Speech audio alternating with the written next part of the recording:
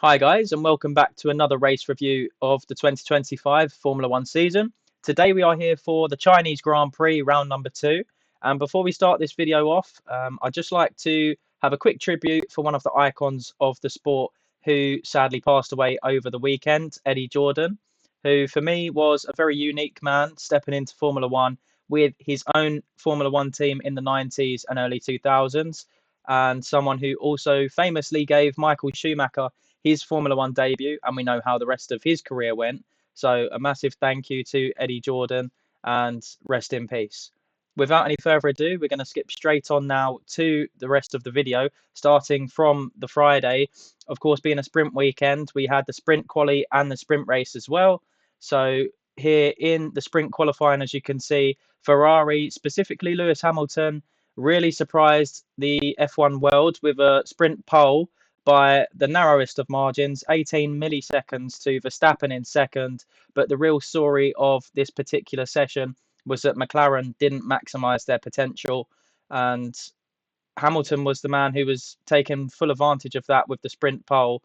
But heading on to the Sunday, where, you know, for me, Mercedes, McLaren, even Red Bull could have been quicker at the start of the weekend than Ferrari. Hamilton actually held on to the lead and won in quite emphatic circumstances by 7 seconds over the course of the 19-lap sprint.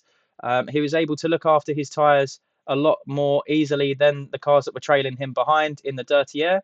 And it was his first win in red. Of course, being a Ferrari fan and a Hamilton fan, that was an amazing scene to watch. But this is why, for me, the first two rounds of the season have been absolutely fantastic. And if we stay on course this way, it will be one of the greatest seasons ever, in my opinion, because Australia was so wild and unpredictable, the rain, everything that had planned. And here at the start of the weekend, Ferrari, in the hands of Hamilton, are looking very handy indeed. But then heading later on in that day to the qualifying session, the script is truly flipped as McLaren come back to take a P1, P3 in qualifying, and George Russell is the man going about his business very quietly, but he was able to claim a P2 finish in that session with Verstappen fourth, and then the two Ferraris trailing behind in P5 and P6 of Hamilton and Leclerc. And in this session, it was a lot better from McLaren. They were able to maximise mostly on the potential, bar Lando Norris, who for me made a few too many mistakes at the start of this weekend and trailed his teammate Piastri, who claimed his first ever pole position in Formula One. So a good start for him and a sign of more things to come for me personally. Now, on to the opening lap. We had a few things happening. So Russell tried to get past Piastri down the inside into turn one, but was held to the inside to a very tight line, so he had to back out of that. And that gave Lando Norris the opportunity to get past into P2 very early on in the Grand Prix. As well as that, we had the two Ferraris overtaking Verstappen very early on in the first corner, which straight away was a good move for them and was sort of giving us the impression that they would be on the attack in this race, but that wasn't quite to be. As you can see here as well, we had contact between the two Ferraris on the opening lap, and they were very lucky to carry on without any major damage there really coming together, these two here. But rather than being on the attack, they were more on the defensive, with Hamilton going backwards and Leclerc trying to pressure Russell at points of the Grand Prix, but wasn't quite able to, with Verstappen as well overtaking Leclerc, and they didn't really have the pace in this second phase of the weekend. And they said they made some setup changes, but clearly took them backwards rather than where they wanted to go forwards in this Grand Prix. And a specific point in this race as well, Hamilton knew he didn't have the pace of the sprints, so he clearly was very frustrated, but allowed the team to make the swap with Leclerc, who looked the more comfortable and quicker driver in the race, who was able, as I say, to pressure Russell for large periods, but then was falling back himself. Hamilton, on the two-stop strategy in the end, wasn't able to quite catch him up towards the end of the race and finished in P6, with George Russell also in the Grand Prix, picking up another P3 after Australia, 2 P3 finishes in a row. And for me, he's going about his business very, very quietly, but he's getting the job done, being that strong, stable team leader that Mercedes would have wanted with Hamilton leaving for Ferrari. And if he can do this throughout the season, he doesn't necessarily have to win a lot of races, but if he is able to stay Mr. Consistent with P3 finishes, constantly being in and around the podium, he could be at the sharp end of the championship come the end of the season, with Oscar Piastri and Lando Norris in the end claiming a 1-2 finish.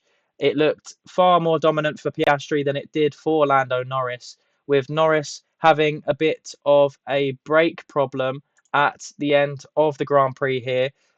So he says himself he was very lucky to finish the race with a nightmare brake failure in the closing laps. So this had us on the edge of our seats for the last maybe 2 to 3 laps or so, wondering A, whether he will even finish the race, but B, if Russell will get past him for second.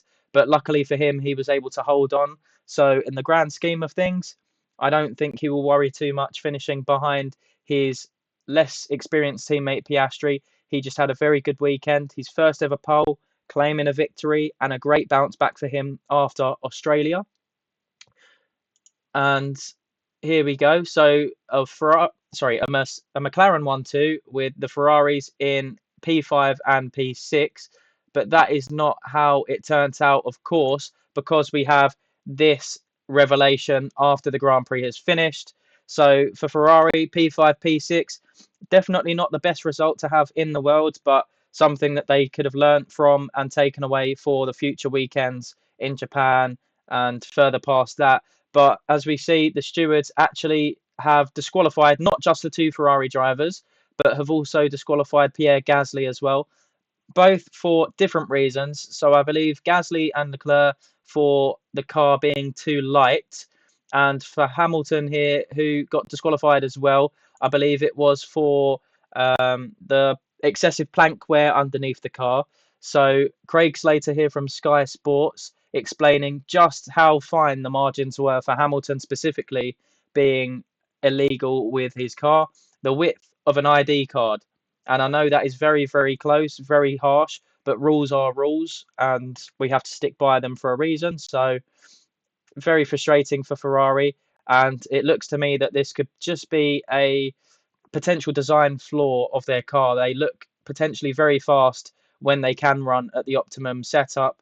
But from Australia as well to China, it looks like they might suffer slightly and have to raise the level of their car to be safe and not get disqualified again in the future, or run slightly lower to the ground where they will perform better, but run the risk of being disqualified again. So we'll see how that plays out into Japan for Ferrari and whether they are able to bounce back and get higher up the positions.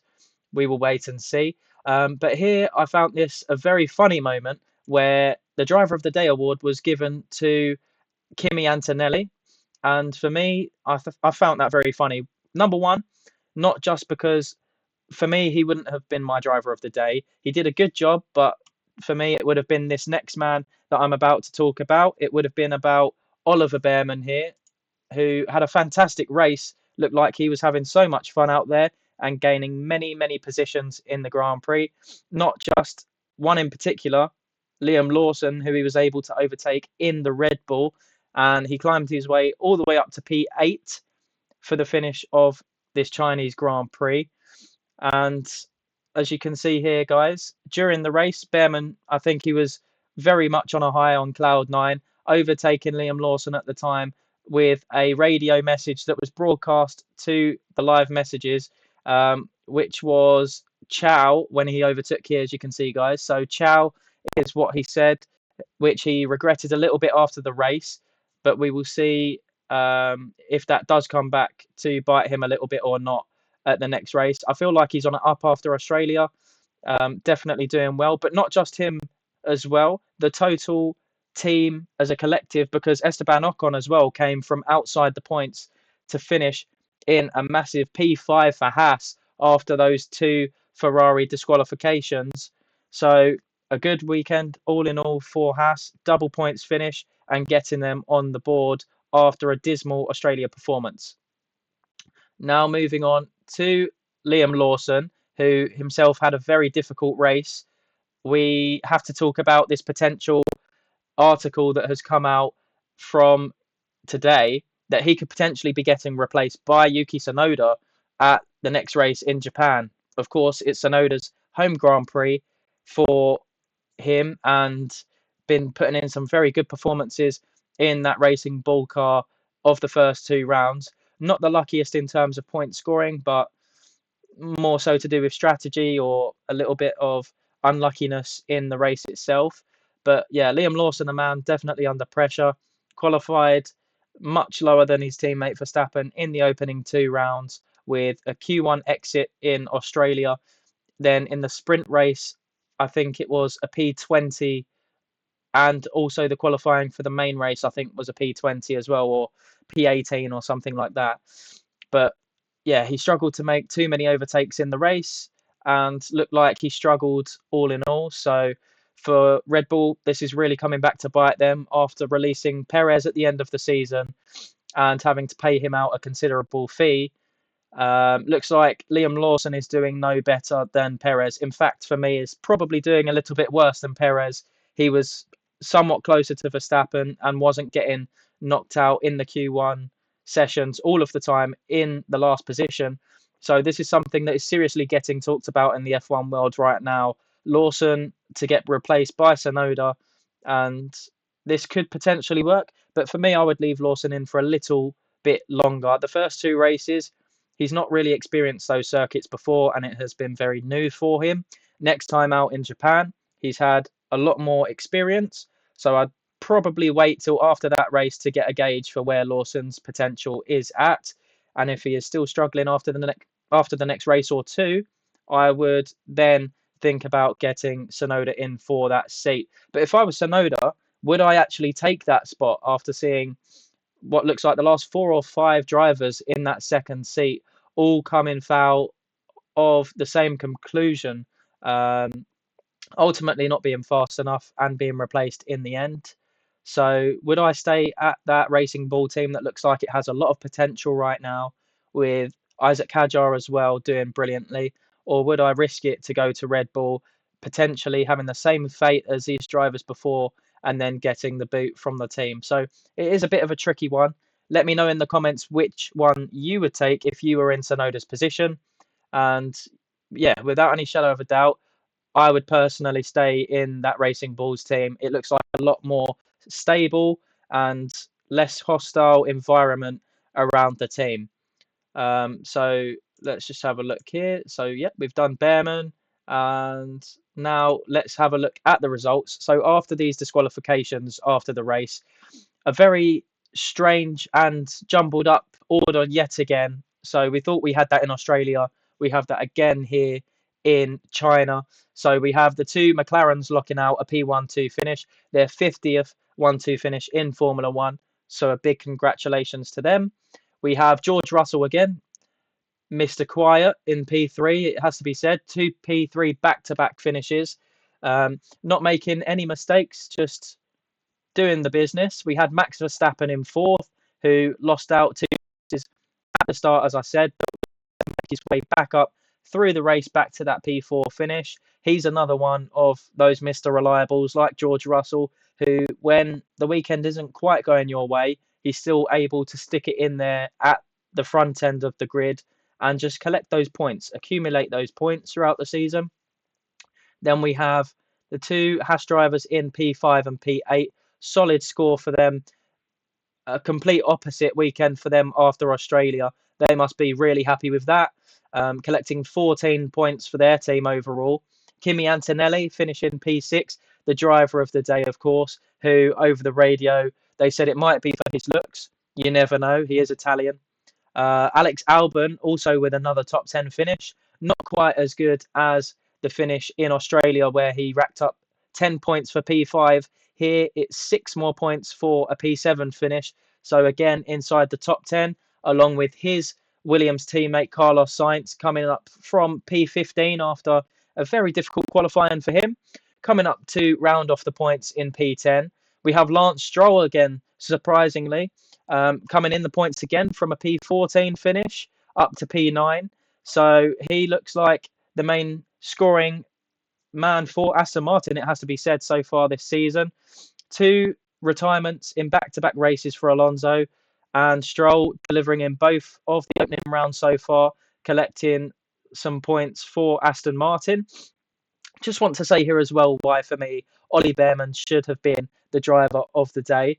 Coming up all the way from P17 to P8. I know with the retirements in there as well of Alonso and the DQs of the 2 Ferraris and Gasly, but nevertheless had a stunning weekend. And yeah, as a English person myself, seeing Behrman starting to perform like this, we know the potential is there with his race in Saudi Arabia with Ferrari last season, also when he stepped in for Haas previously as well. He has a lot of potential, so now that we're seeing him have a bit more confidence, I'm really excited to see what he can do for the remainder of the season. Then just outside the points here, we have Isaac Hadjar in P11 with his teammate Yuki Tsunoda down in P16. It wasn't quite the race for him. He had a bit of a tangle, I think, with Jack Doohan at one point in the race, and he had to pit for a new front wing, but he was absolutely baffled why, because he believed that the car did not have any front wing damage. So that lost him a whole heap of time. Then we have the 2 Saubers rounding off the results here in P14 and 15. Not the best weekend for Hulkenberg. I'm sure he will be looking to bounce back in Japan. Very underwhelming for him. But it has to be said, this man who finished in P12 today after the 3 DQs was very underwhelming, and you can see why those discussions are happening already. Finishing in the end, what was it, some 65 seconds off his teammate Max Verstappen. So that is an absolutely massive margin that Red Bull really do have to be sorting out. And yeah, but you can see here without the 2 Ferraris and Gasly as well, just the margin of gap between those front runners and the remainder of the grid, some over 30 seconds between Verstappen and Ocon. But what does that do for the driver standings after the opening races? So you can see Lando Norris, after taking that brilliant win in Australia and a P2 here in China, now is consolidating his lead at the top of the championship, with Verstappen, Russell and Piastri all very closely bunched together behind in P2, 3 and 4. Then we have a massive gap back to Kimi Antonelli in 5th place, doing well in his first season in Formula 1. Then we have Alex Albon in P6 with Ocon in P7, tied on points with Lance Stroll in P8. Then comes the 2 Ferraris in P9 and 10 after the DQs in China. Really low down and not the start they would have wanted. Next, we have Hulkenberg after his stunning display in Australia, P11.